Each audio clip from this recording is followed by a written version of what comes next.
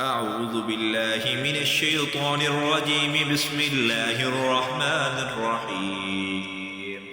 سبح اسم ربك الأعلى الذي خلق فسوى والذي قدر فهدى والذي أخرج المرعى فجعله غثاء أحوى سنقرئك فلا تنسى إلا ما شاء الله إنه يعلم الجهر وما يخفى ونيسرك لليسرى فذكر إن نفعت الذكرى سيذكر من يخشى ويتجنبها الأشقى الذي يصلى النار الكبرى ثم لا يموت فيها ولا يحيا قد أفلح من تزكى وذكر اسم ربه فصلى بل تؤثرون الحياة الدنيا والآخرة خير